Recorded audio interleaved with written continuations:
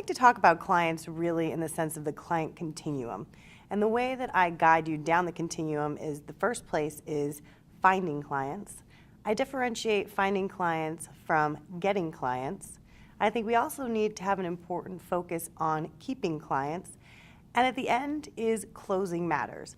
Notice that I've used the term matters as opposed to focusing on clients, because at the end of the day, we would like to maintain a relationship ongoing with our clients in perpetuity.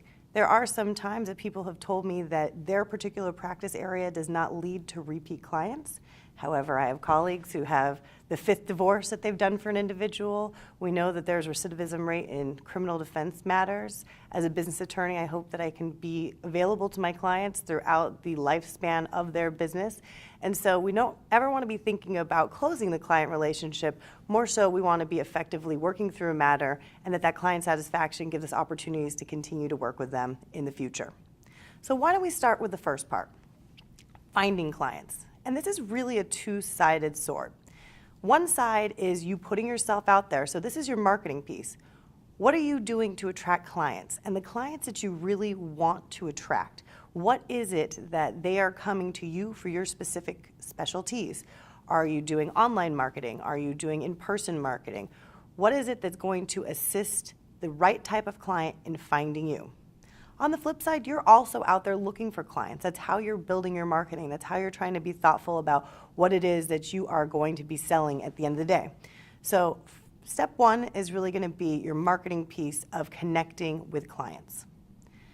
Once they've found you, once they've passed that first test, that first touch, and they know who you are, you're going to have to get the client. It's not as easy as so-and-so referred me, I know that you do what I need, we've now spoken. What are you going to do to actually cultivate that relationship and have an opportunity to sign that client? This is a really important stage where people all too often forget, just because the phone has rung and you've had an opportunity to share what it is that you do, what makes you unique and special, does not mean that they're ready to engage your services. So dealing with the relationship between that initial contact and actually signing and engaging the client is going to be an area where you want to spend a significant amount of time.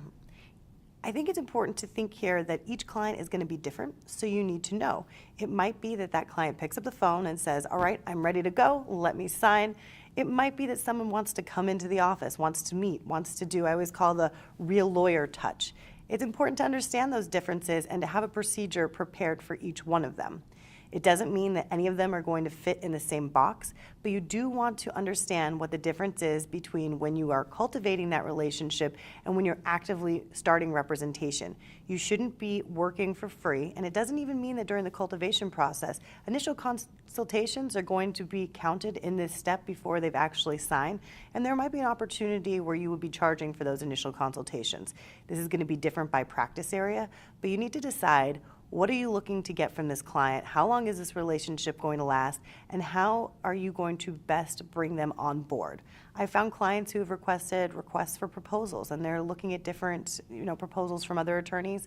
I've had different clients who want to sit down and have dinner and see what a long-term relationship is going to be like. So this is the idea of really starting the beginning of the client relationship, is how you work with, how you treat your client in that interim period where you're really courting them and trying to make sure that at the end of the day you can seal the deal.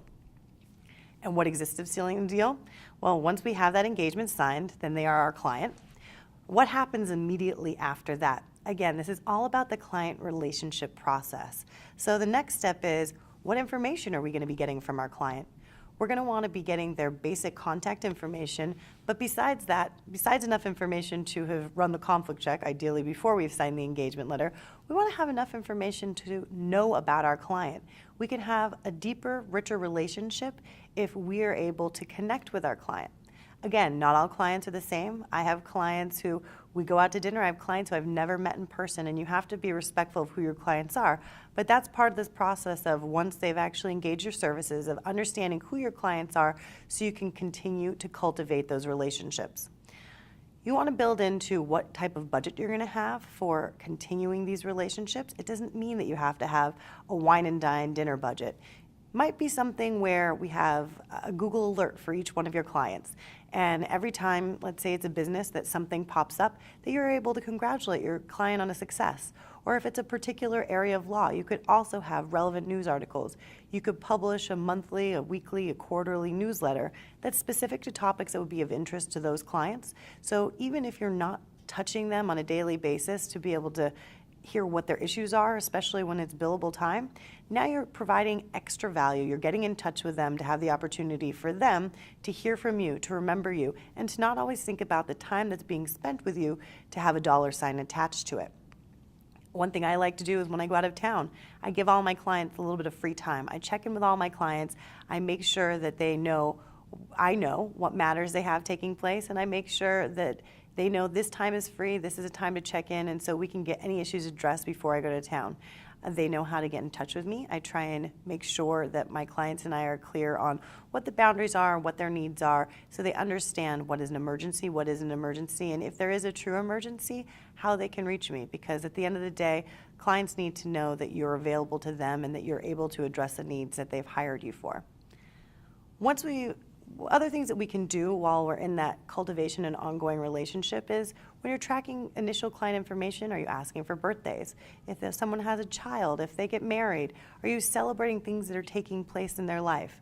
Some things I've seen work effectively are holding office hours, even through a chat room. Are you able to connect with your clients and they can log on for 1 hour a week and they know that you're there to answer quick questions? Whenever you can give clients a little bit of free time, it goes a very long way. The last piece of the client continuum is to ensure that you properly close your matter. The first thing you should do is touch base with your client. I find that people often assume that they've concluded a matter because what they think of legal work has been done, but make sure you ask your client first, has everything done and surpassed your expectations? Are you more than satisfied? You want to be able to get feedback before you send a closing letter. Now you do want to send a closing letter, it's good practice. And included in that closing letter is also a great idea to have an exit survey. A lot of times, all clients want to have an opportunity to do is be heard. And in an exit survey, that might give you the information you need, not only to track your successes, but to provide responses to things that you might not have done as well. Though sometimes it's hard to hear, we can only continue to improve if we have the feedback that is both positive and negative. We can't only ask happy clients to give us feedback. In those exit surveys, we can of course ask our clients to provide online feedback if they did have a positive experience, and that's what we're looking to provide our clients. As we continue to grow through the process with each new client is another new experience, and we never know what we're going to get. We're dealing with real people, and that's part of the joy of our profession.